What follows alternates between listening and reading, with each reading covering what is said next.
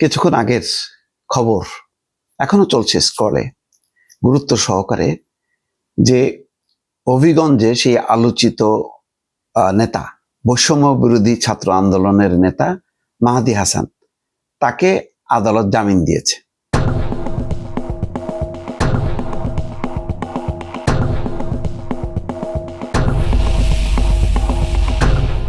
গতকালকেই তাকে অ্যারেস্ট করা হয়েছে।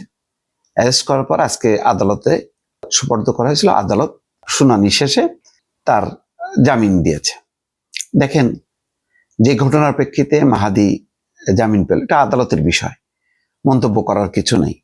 কিন্তু পুরো ঘটনাটা একটু বিশ্লেষণ করে দেখেন তো, ছাত্রলীগের এক নেতাকে ছাড়ানোর জন্য বৈষম্য বিরোধী ছাত্র আন্দোলনের এই নেতা মাহাদী হাসানের নেতৃত্বে থানা ঘেরাও করা হয় শায়েস্তাগঞ্জ, এবং সেই থানায় 15 ঘন্টা বাকবিতণ্ডা।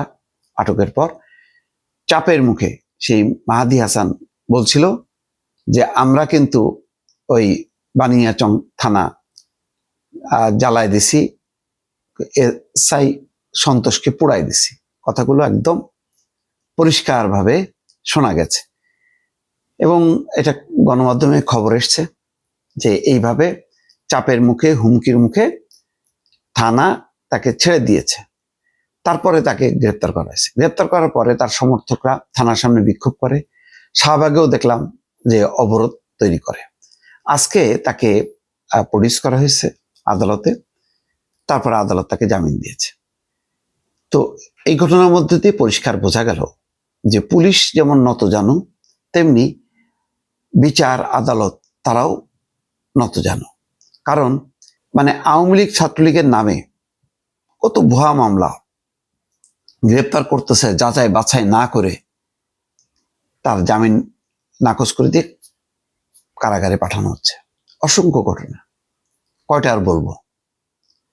বরং আত্মরক্ষার জন্য কেউ থানায় ফোন করছে, পুলিশ এসে উল্টা যাদের দ্বারা হেনস্থ হলো তাদেরকে গ্রেপ্তার না করে শুধুমাত্র ওই যে আওয়ামী লীগ ট্যাগ, দোসরের ট্যাগ থাকার অপরাধে তাকে গ্রেপ্তার করলো এবং পুরনো একটা মামলায় জড়াই দিয়ে তাকে কারাগারে পাঠানো হলো, কোনো জামিন দেওয়া হলো না। কিন্তু এইখানে তো পরিষ্কার যে থানায় সে বল প্রয়োগ করছে, হুমকি দিয়েছে।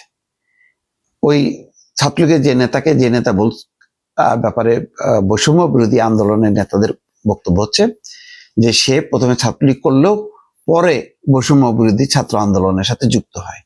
তো এরকম অনেকেই ছাত্রলীগের ছিল, হয়তো শিবিরের লোক বা অন্য লোক, পরে বৈষম্য বিরোধী আন্দোলনে এসে যোগ দিয়েছে। তো পুরো যাচাই বাছাই, গ্রেপ্তার, এই বিষয়গুলো হলো পুলিশের ব্যাপার। পুলিশ ভুলও করতে পারে, সত্য করতে পারে, কিন্তু আমি কি চাপের মুখে আমি ছেড়ে দিতে পারি এবং এরকম কথা বলতে পারি যে থানা জ্বালায় দিছিলাম, এএসআই কে জ্বালায় দিছিলাম, পোড়াই দিছিলাম? কত বড় হুমকি! এই হুমকির মুখে যখন নাকি ছাড়া পায় তখন বোঝা যায় যে পুলিশ তাহলে এই শক্তিগুলোকে ভয় পায় এখনো, এবং আগামীতে আরো ভয় পায়। বৈষম্য বিরোধী তো কিছুই না। পুলিশ নাকি বলে বৈষম্য বিরোধী, শিবির, ছাত্রদল বা বিএনপি, জামাত, বৈষম্য, এই তিনটা শুনলেই নাকি পুলিশ আটকায় ওঠে। তো আজকে দেখা গেল তাই। শুধু পুলিশ কেন, আদালত আটকে উঠছে, জামিন দিয়ে দিছে।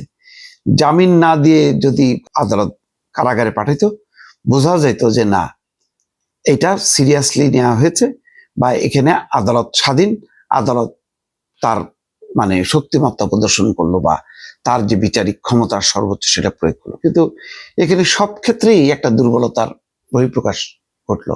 এখানে যদি খবরটা না হতো তাহলে বোধহয় ওই মাহাদীকে গ্রেপ্তারও করতো না। এতে আসলে ক্ষণে ক্ষণে শুধু দুর্বলতাই প্রকাশ পাচ্ছে। এই দুর্বলতা কোথায় ঠেলে দেবে? এখানে মানুষের অধিকার থাকবে কিনা, নাকি মপতন্ত্রের জয় হবে, এটা এখন আপনারাই বলতে পারবেন। দর্শক, ভালো থাকবেন। আল্লাহ হাফেজ।